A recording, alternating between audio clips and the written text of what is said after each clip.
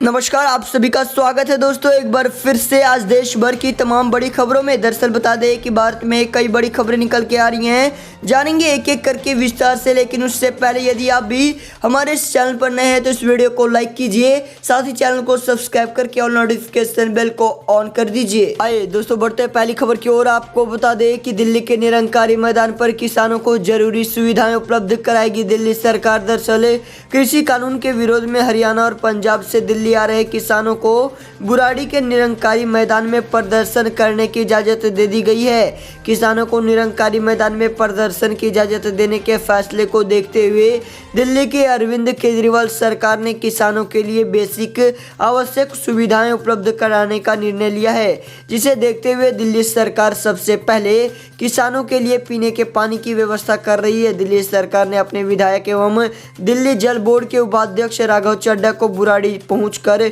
स्वयं व्यवस्था का जायजा लेने के लिए भी आदेश दिया है। बता दें कि दिल्ली सरकार ने आधिकारिक जानकारी देते हुए कहा, राघव चड्ढा दिल्ली जल बोर्ड के उपाध्यक्ष शुक्रवार शाम निरंकारी ग्राउंड बुराड़ी का दौरा करेंगे। अनुमोदित विरोध स्थल पर विरोध प्रदर्शन कर रहे किसानों के लिए पीने के पानी की उचित व्यवस्था करने के लिए कहा गया है। यहाँ पानी के टैंकर तैनात किए जा रहे हैं। उसी की तैयारियों को देखने के लिए डीजेबी के उपाध्यक्ष राघव चड्ढा धरना स्थल पर जा रहे हैं। साथ ही बढ़ते हैं अगली बड़ी खबर की ओर। आपको बता दें कि राहुल का पीएम मोदी पर वार, कहा सच के लिए लड़ने वाले किसानों को नहीं रोक सकती दुनिया की कोई सरकार। दरअसल केंद्रीय कृषि सुधार कानूनों के खिलाफ किसानों के आंदोलन को लेकर कांग्रेस नेता राहुल गांधी ने प्रधानमंत्री मोदी को चुनौती दी है। उन्होंने शुक्रवार को प्रधानमंत्री मोदी का नाम लिए बगैर सच्चाई के लिए जंग लड़ने वाले किसानों को दुनिया की कोई भी सरकार नहीं रोक सकती है।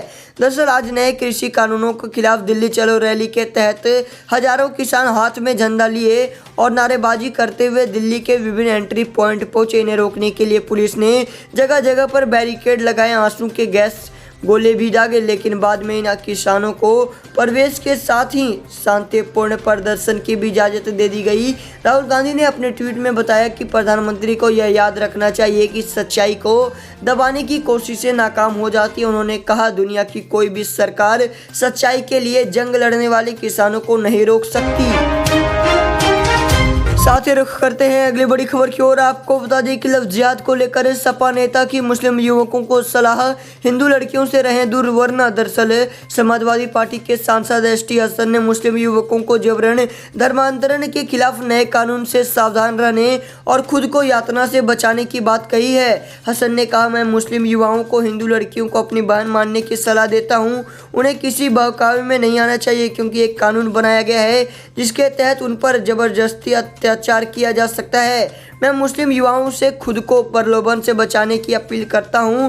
उन्होंने कहा, लव जिहाद एक राजनीतिक स्टंट है। कई बार हिंदू लड़कियां अपनी मर्जी से मुस्लिम लड़कों से शादी करती हैं और फिर जब समाजवादी दबाव बढ़ता है तो वे आसानी से दावा करती हैं कि उन्हें धोखा दिया गया है। बता दें कि उत्तर प्रदेश में 24 नवंबर 2020 को योगी कैबिनेट की बैठक में लव जिहाद के खिलाफ कड़े कानून को मंजूरी दे दी गई है। ऐसा कहा जा रहा है कि इसे गैर कानूनी धर्मांतरण निरोधक बिल के नाम से भी जाना जाएगा। उत्तर प्रदेश के कई शहरों में लव जिहाद के मामले सामने आने के बाद योगी सरकार ने लव जिहाद के खिलाफ कानून लाने का ऐलान किया था। साथ ही रुख करते हैं अगली बड़ी खबर की ओर। आपको बता दें कि योगी सरकार का भ्रष्टाचार पर दोहरा प्रहार, तैनात किए 2 हाईटेक चौकीदार। दरअसल भ्रष्टाचार के खिलाफ जीरो टॉलरेंस नीति पर आगे बढ़ रही योगी सरकार ने इस दिशा में 2 अहम कदम और बढ़ा दिए हैं। इस बार योगी सरकार ने भ्रष्टाचार पर दोहरा प्रहार किया है। लोक निर्माण विभाग में टेंडरों के आवंटन प्रक्रिया की चौकीदारी अब हाईटेक प्रहरी करेगा।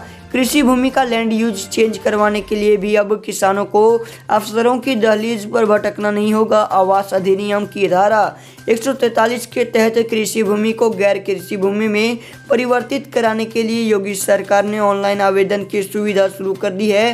भ्रष्टाचार के खिलाफ योगी सरकार के हाईटेक पहरेदारों की तैनाती से घूसखोरों, बिचौलियों और दलालों के हौसले पस्त हैं।